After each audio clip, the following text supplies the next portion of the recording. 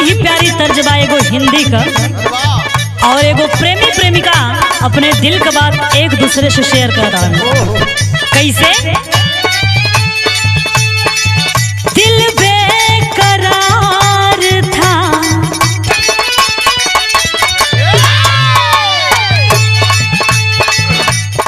हो दिल बेकरार था, दिल बेकरार है, दिल बेकरार था।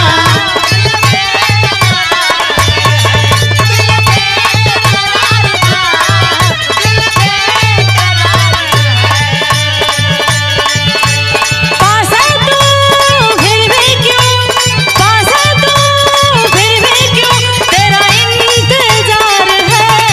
हाँ दिल बेकरार था, दिल बेकरार है, दिल बेकरार था। क्या बात है?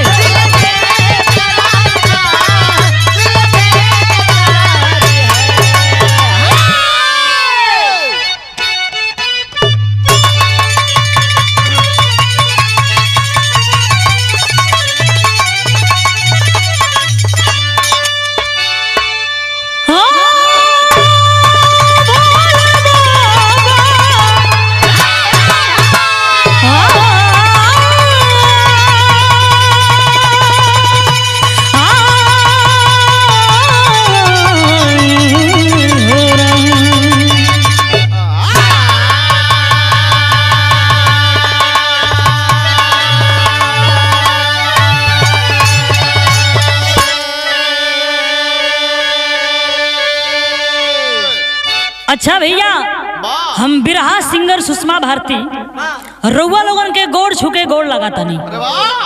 और आज हमरे ये बिरहा का रिकॉर्डिंग हो रहल बा मन्नत स्टूडियो कोलघाट आजमगढ़ में, जिनके निर्माता हैं बड़े भैया आदरणीय इरफान अहमद जी। और आशीर्वाद है हमारे गुरु आदरणीय कवि सूबेदार यादव जी का। लेकिन हम एगो ऐसन बिरहा लेके आइल बानी जौना बिरहा के सुनल भी जरूरी बा। तो भूमिका के लाइन में कहना बा कैसे?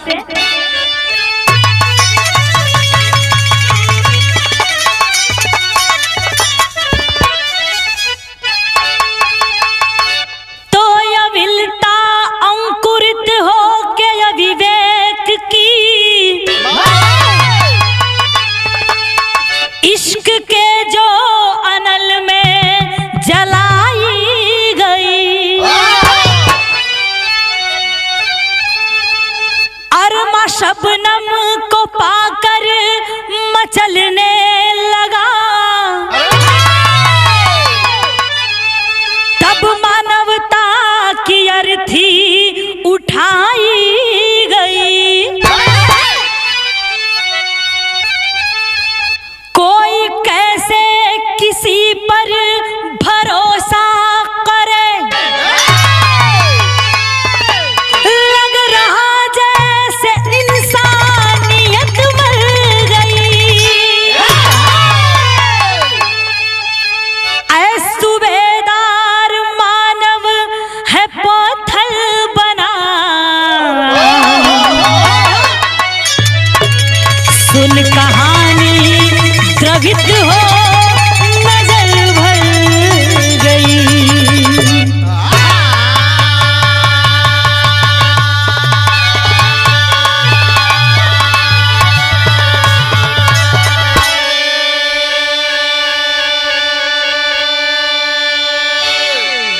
ऐ सूबेदार मानव है पत्थर बना, सुन कहानी द्रवित हो नजर भर गई। बिरहा में एगो कव्वाली का टुकड़ा बा मास्टर। कैसे?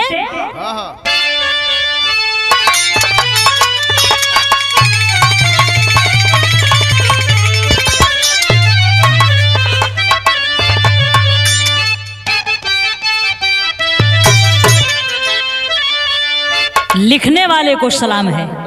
लिखते हैं कवि जी क्या, ही देखिए हमारे एल्बम का बिल्कुल नई गीत बा। कैसे?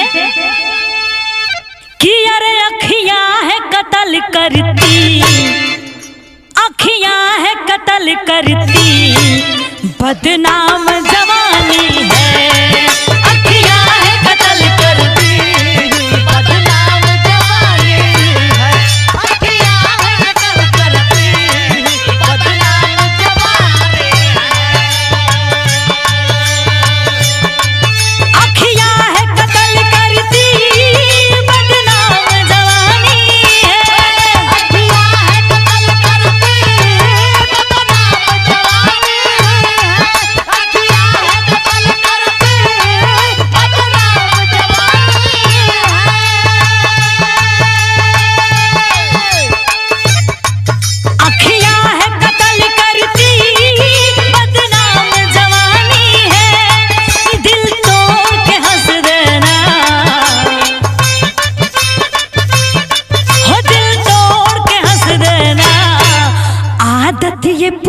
पुरानी है, हाँ दिल तोड़ के हंस देना।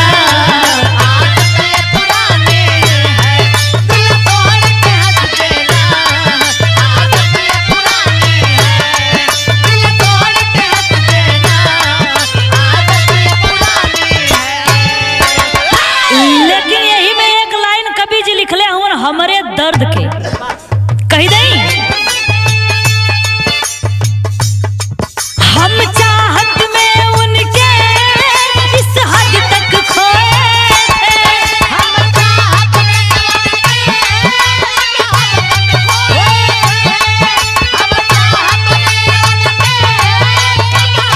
में उनके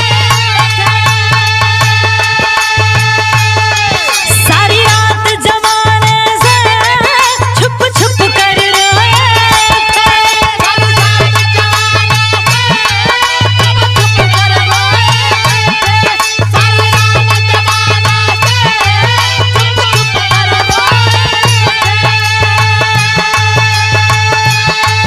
तुम जिसमें नहाते हो,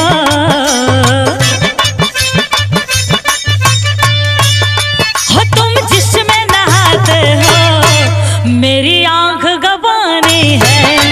तुम जिसमें नहाते हो, मेरी आंख गवानी है। क्या बात है?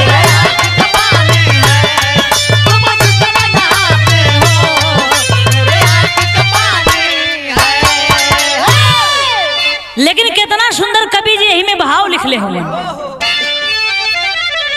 कि जालिम ये हुई दुनिया, आज जालिम ये हुई दुनिया, जालिम ये जमाना है।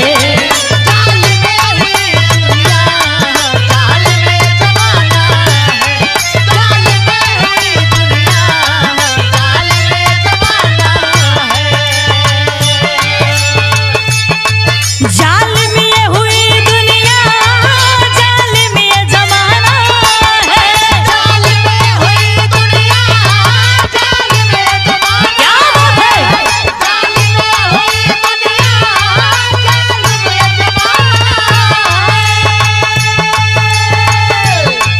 जालिम ये हुई दुनिया, जालिम ये जमाना है। यहाँ कोई नहीं अपना,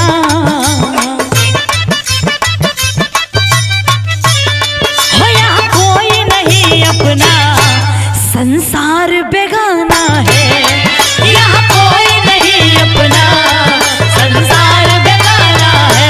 क्या बात है?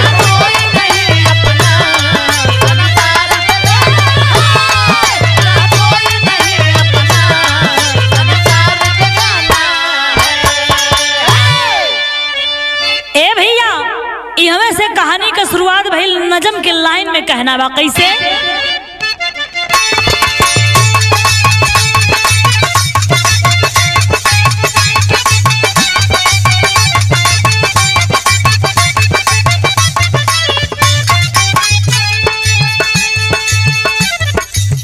कहूँ इंसान तो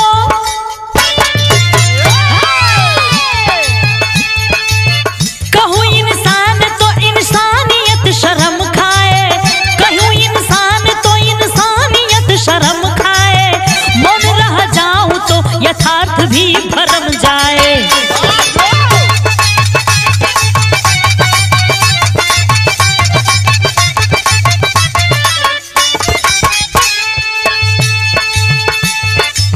जिला झांसी में टहरौली तहसील सुंदर है, कुम्हरिया गांव का ये खौफनाक मंजर है। अजय प्रताप व सुशीला का परिवार रहा, सुघर दो बेटों के संग आंगन गुलजार रहा। इधर कल्याण कुसंगत में दिन बिताने लगा, इधर कल्याण कुसंगत में दिन बिताने लगा, दिन दुखियों के ऊपर जुर्म को ढहाने लगा।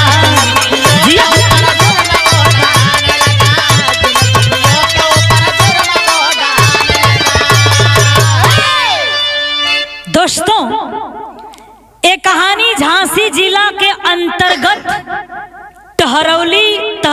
कुम्हरिया गांव के रहे वाला अजय प्रताप का बा। अजय प्रताप और उनके पत्नी का नाम सुशीला बतावल गई। आगोद में भगवान 2 ठे औलाद देले रहलन। बड़े बेटा का नाम संतोष, जेकर शादी हो चुकल रहल।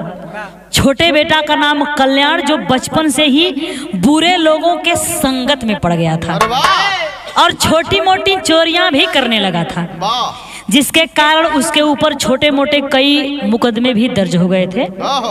अब उसे हमेशा कोर्ट कचहरी का चक्कर लगाना ही पड़ता था। तो एक दिन भइल का, कचहरी में पहुंचत कर बिरहा में तर्ज बदल गई।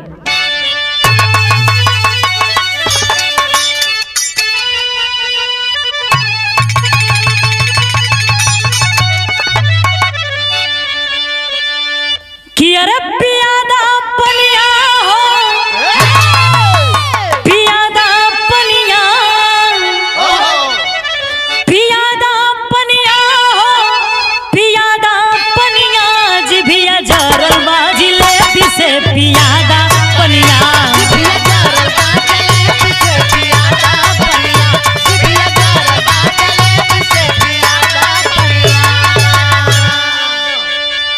लेकिन बाबू एक दिन कचहरी में वो कल्याण के साथ होत का बा, भाव में कहना बा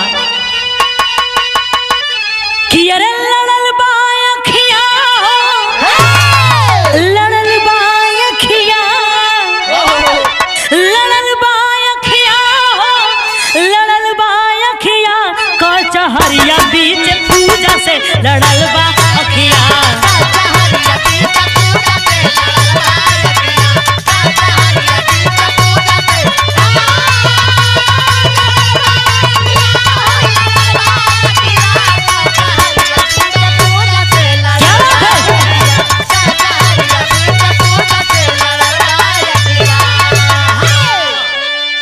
कि अरे ऐसन मिला नवा का, कि अरे ऐसन मिला नवा का बाट संयोग हो।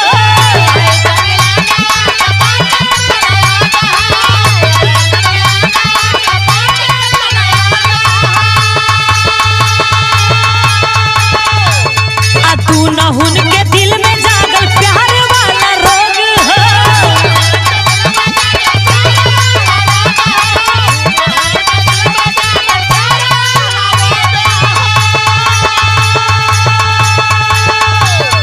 पंछी बन के उड़े फहरा के पखिया, पंछी बन के उड़े फहरा के पखिया, कचहरिया बीच पूजा से लड़ल बा अखिया।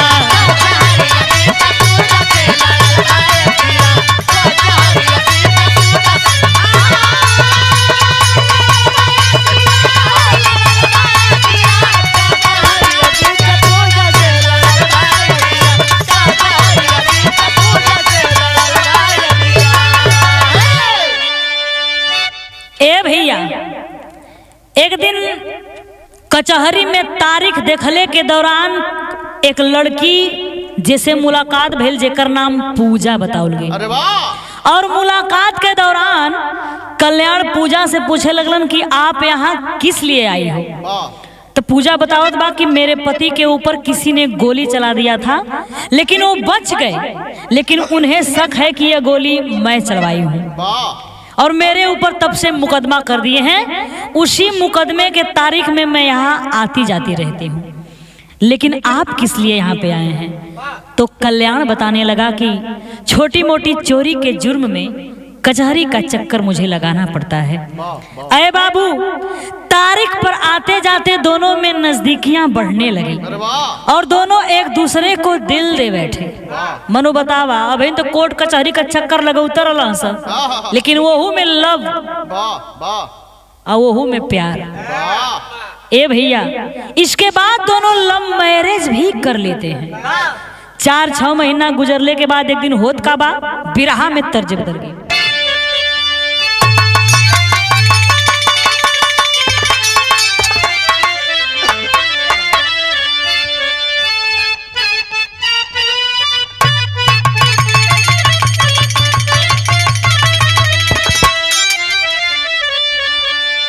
बड़ी प्यारी या बड़ी रोमांटिक करुणा भरी कहानी बा। अरे वाह वाह कोनो दुल्हन अपन दुख गावती अपना सैया जी के प्रति। कैसे कि सैया लइका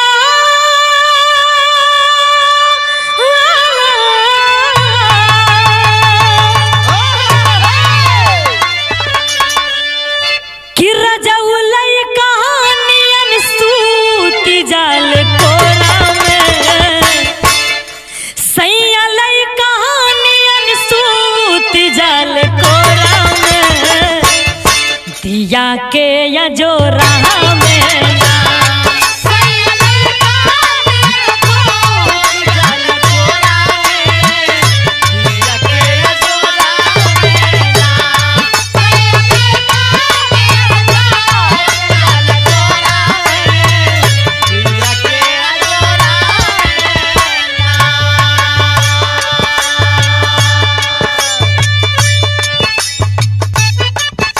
लेकिन देखी कल्याण के साथ होत का बा। आधी रातिया में आवत रहल घर पे,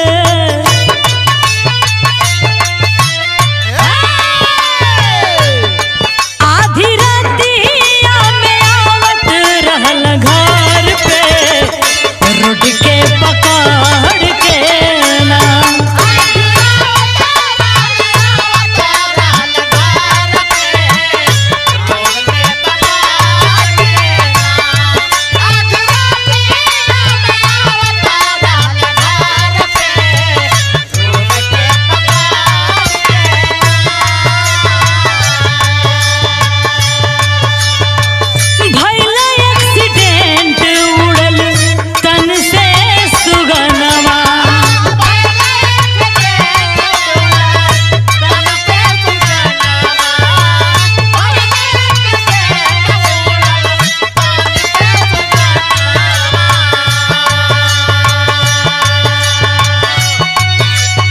लसिया पगिर के पूजा करली रुदनवा,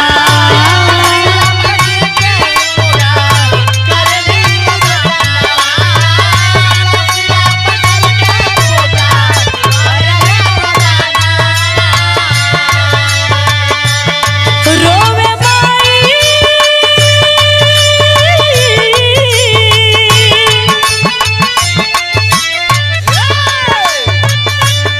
रोवे माई बाबू गोदिया में भर के, रोड के पकड़ के ना। क्या बात है?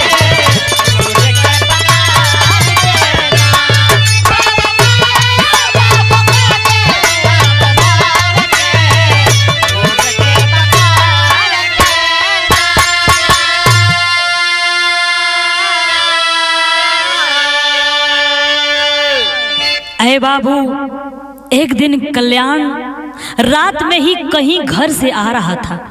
एक दिन कल्याण रात में कहीं से घर आ रहा था। तब तक पीछे से एक ट्रक से ऐसा भीषण एक्सीडेंट हुआ कि मौके पर ही कल्याण की मौत हो जाती है। बाबू, पूरा परिवार शोक की सागर में डूब गया।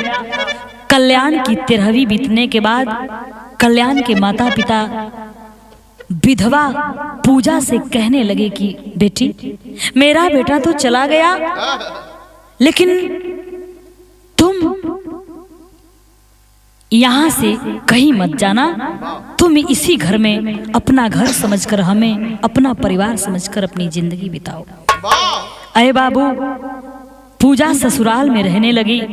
कुछ दिन के बाद कल्याण के बड़े भाई संतोष और पूजा में नैन मटक्कन होखे लगे और दोनों के बीच नाजायज संबंध भी स्थापित हो गए। तो यहाँ सारंगा गीत में कहना बा कैसे?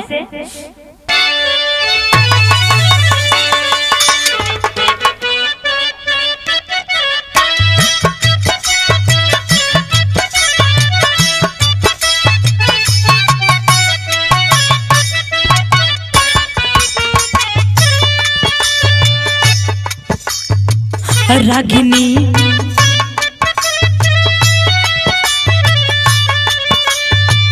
रागिनी नाराज होके नैहर में गईली भैया, नैहर में गईली हो, रोई रोई सुनावे समाचार जी।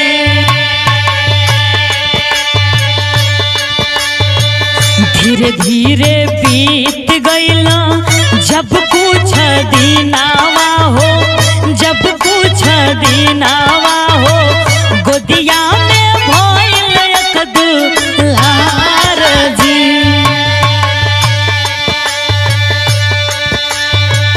पूजा कहेली जवन आधी जमीनिया बाटे, आधी जमीनिया हो, चाही हमके वहाँ पर अधिकार जी।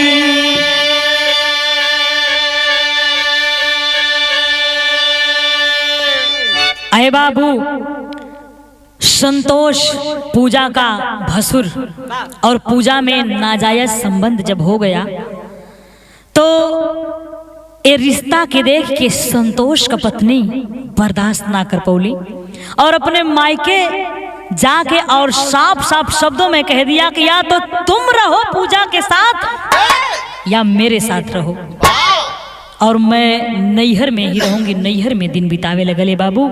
एहर पूजा पूरे परिवार के इकट्ठा क के कहत बाकी ठीक है, अगर मेरी वजह से परिवार में क्लेश हो रहा है तो मैं कल्याण की बीबी बनकर आई हूँ, तो कल्याण के हिस्से की जमीन मेरे नाम कर दिया जाए, मैं अलग होकर यहीं अपनी जिंदगी बिताऊंगी। ए बतिया पर संतोष भी राजी हो गई, पूजा का भसुर अब पूजा का ससुर भी अजय प्रताप भी मंजूर कर लेलन। काहे से कि पूजा का नाजायज संबंध अपने ससुर अजय प्रताप से भी हो गई रहे, लेकिन पूजा के सास सुशीला देवी के ये बात मंजूर ना रहो तो साफ इनकार कर गई। इसके बाद पूजा अपनी बहन जो ग्वालियर में रहती थी, जिसका नाम कमला बताया गया, उसके पास चली जाती है और वहीं अपने दिन को बिताने लगी। कुछ दिन के बाद पूजा के गोद में एगो बच्चा पैदा भइल, तो उस बच्चे का जन्मदिन पड़ा तो हुआ क्या, बिरहा में तर्ज बदल गई।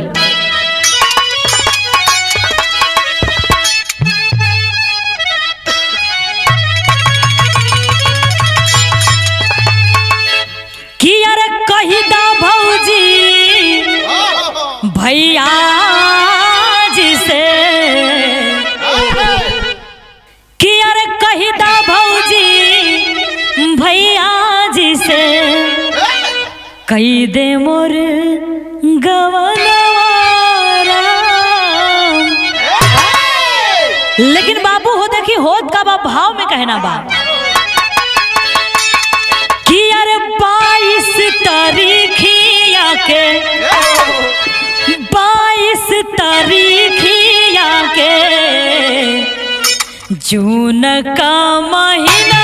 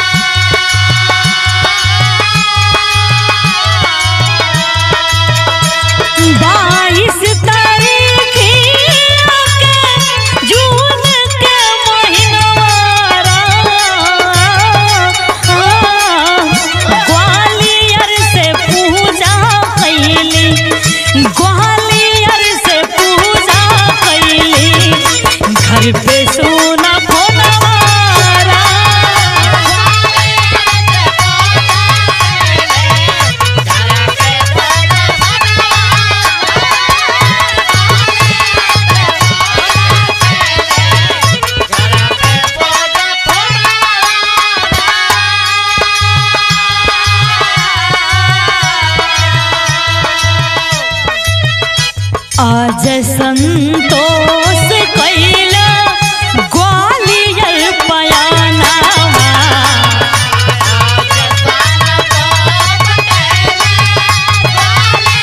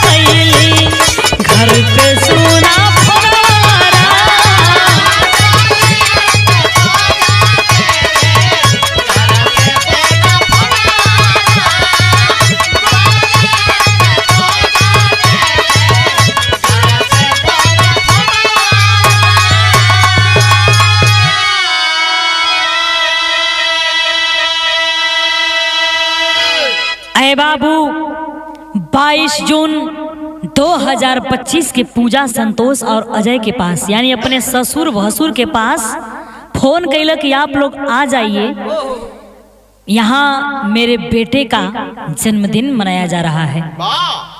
फोन से मिली जानकारी के अनुसार अजय और संतोष ग्वालियर के लिए चल पड़ते हैं और इधर ग्वालियर में पूजा अपने बहन कमला के साथ राय मशवरा करने लगी कि वहाँ का आधा हिस्सा मेरे ससुराल का आधा हिस्सा हमें देने के लिए सब तैयार हैं, लेकिन संतोष की बूढ़ी माँ नहीं मान रही है। क्यों ना हम उसी बुढ़िया को ही रास्ते से हटा दें। अरे बाबू कमला भी इस काम में राजी हो गई और अपने भाई अनिल के साथे लेके चल पड़ल। तो भइल का टेरी की लाइन में कहना बा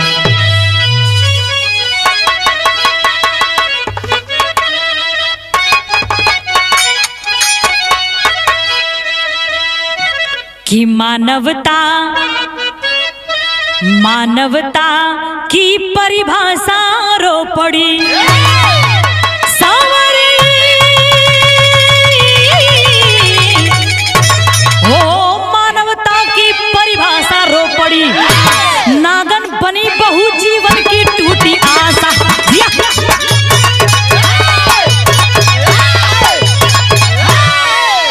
नागन बनी बहु जीवन की टूटी आशा, मानवता की परिभाषा रो पड़ी। अरे बाबू अपने भाई अनिल के साथ पूजा की बहन कमला पूजा के ससुराल पहुंच जाती है और जाकर उसकी सास सुशीला देवी से कहने लगी कि मैं आपको लेने आई हूँ, बुलाने आई हूँ, आपको भी ग्वालियर चलना चाहिए। जैसे ही सास सुशीला घर के अंदर जाकर कपड़े बदलने के लिए पहुंचती है, तैयार होना चाहती है, तब तक दोनों अनिल और कमला पीछे से ही उसको पकड़कर और उसकी गर्दन को बाबू दबाने लगते हैं। जब उसके गर्दन को दबाने लगते हैं तो बेचारी सुशीला आंखों में आंसू लेकर और रो रो के एक बात कहने लगी। का कहले बा? तर्ज बा।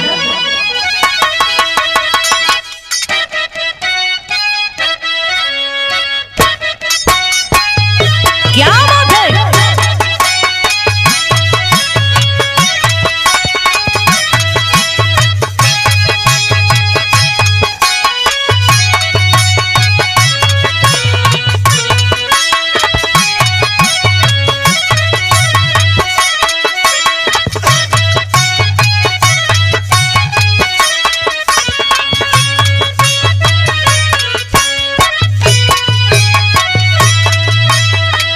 देखी बड़ी प्यारी तर्जबा। हमरे माता बहन लोग जब छठ का त्योहार भूखेली तो सूर्य के अर्घ देत समय गावेली। कैसे? कांचे ही बासे की बहंगिया, बहंगी लचकती जाए, बहंगी लचकती जाए, कांचे ही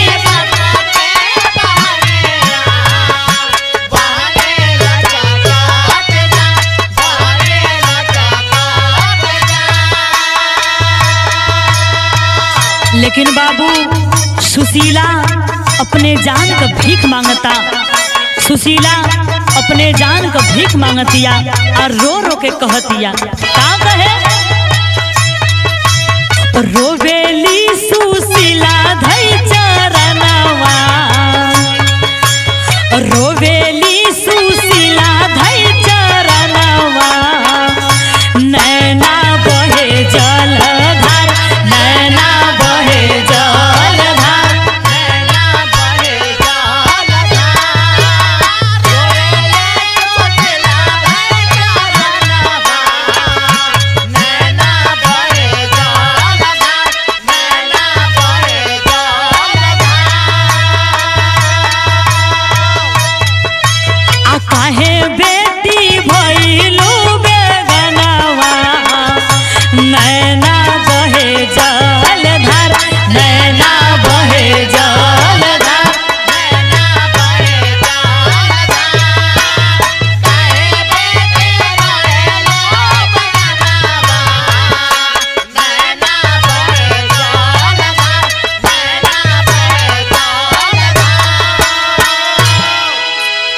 हे बाबू, लाख गिड़गिड़ाती है सुशीला देवी, मिन्नतें मांगती है, अपने जान की भीख मांगती है, लेकिन दोनों एक नहीं सुनते हैं। और करते क्या है? हाथ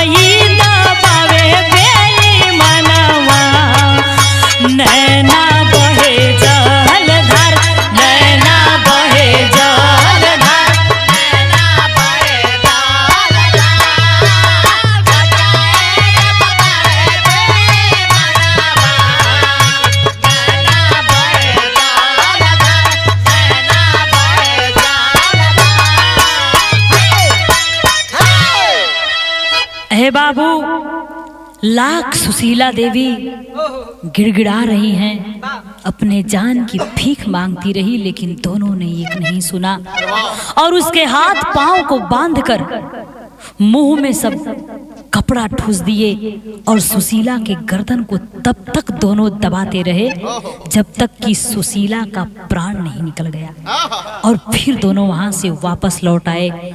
इधर जन्मदिन मना के जब बाप या बेटा वापस आते हैं तो होता क्या है? आल्हा में प्रमाण में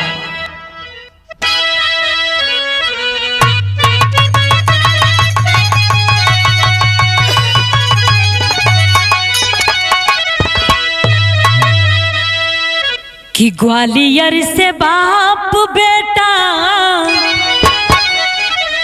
ए बाबू ग्वालियर से बाप बेटा आइला जब भवनवा भैया,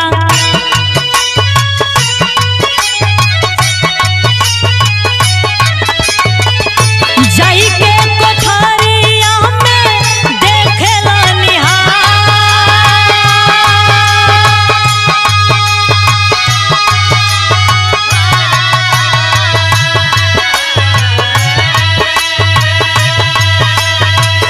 लसिया के देख दोनों कहरला रुदनवा भैया,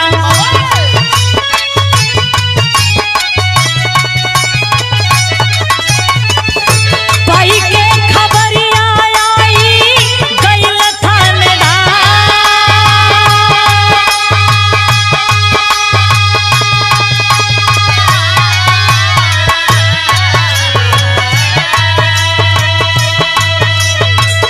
गौवा के लोगवन से पूछे सिपहिया बाबू,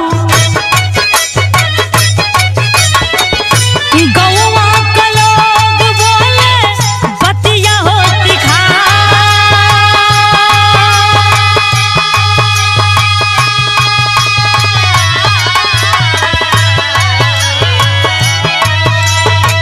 शक के दायरे में आईली रागिनी गुजरिया भैया,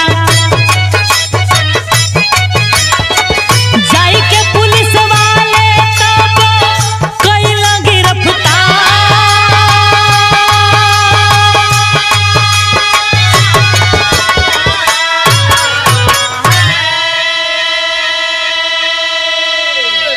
अरे बाबू, घटना की खबर पाकर पुलिस प्रशासन के लोग पहुंचते हैं और अगल बगल के लोगों से तहकीकात करते हैं तो लोगों ने बताया कि एक औरत और एक पुरुष 2 दिन पहले यहाँ आए थे और अपने को भाई बहन बता रहे थे। तब संतोष कहने लगा कि साहब ये काम कोई और नहीं, मुझे लगता है मेरी पत्नी रागिनी और उसके भाई दीपक का काम है। वही लोग मिलकर इस घटना को अंजाम दिए होंगे जहां तक मेरा शक जाता है। इसके बाद बाबू पुलिस वाले रागिनी और दीपक को गिरफ्तार कर लेते हैं। तब रागिनी पुलिस वालों से पूजा की सारी सच्चाई बताने लगी और सच्चाई सुनकर पुलिस वालों का माथा ठनका। तो ग्वालियर से पूजा को गिरफ्तार कर लिए और बड़े ही कड़ाई से पूछने के बाद तब जाके पूजा ने अपना सारा जुर्म कबूल कर लिया। इधर ससुर अजय प्रताप अपनी पत्नी की लाश को लेकर रो रहे हैं और रो रो कर एक बात कह रहे हैं। क्या? खड़ी की लाइन में कहना बा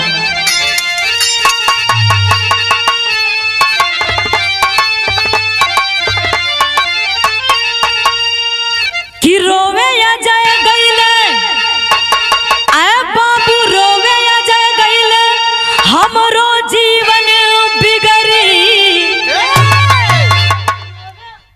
रोवे अजय गईले, हमरो जीवन बिगड़ी। पापिन गईली जेहल खनवा पहिन के हथकड़ी।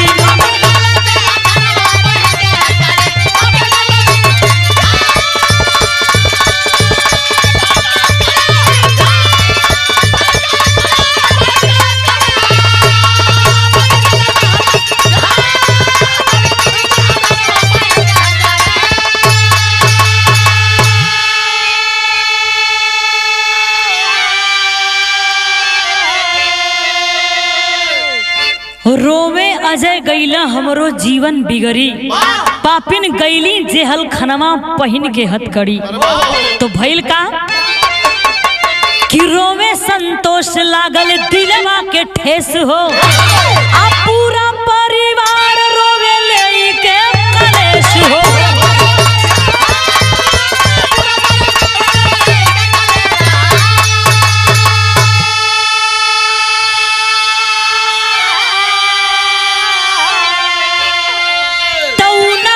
सुधरी जे करे आदत बिगड़ी।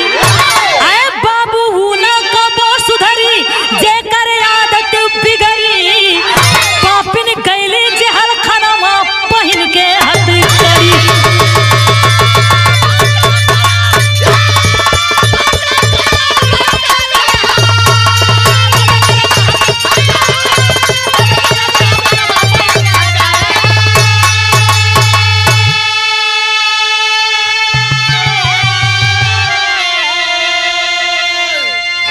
तो दोस्तों पूजा, उसका भाई अनिल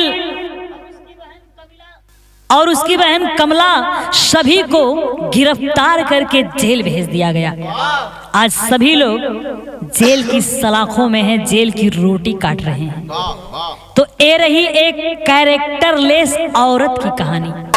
यही एक ठेठ कहावत कहल गई बा कि एक नार जब दुई से फंसी, एक नार जब दुई से फंसी, जैसे 70 वैसे वक्त तू बंदी अब सही देतो कि एक नार जब दुई से फंसी तो जैसा 70 वैसे 80। तो लास्ट लाइन में कहना पड़ा क्या?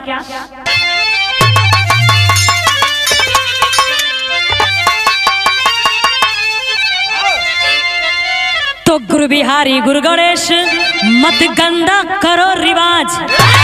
आ कहे चंद्रिका रामदेव की लाओ नया समाज।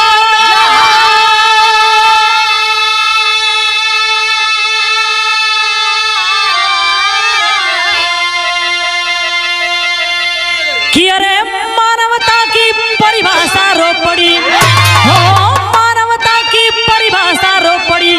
तो सुषमा सुबेदार दुनिया बन गई तमाशा, मानवता की परिभाषा रो।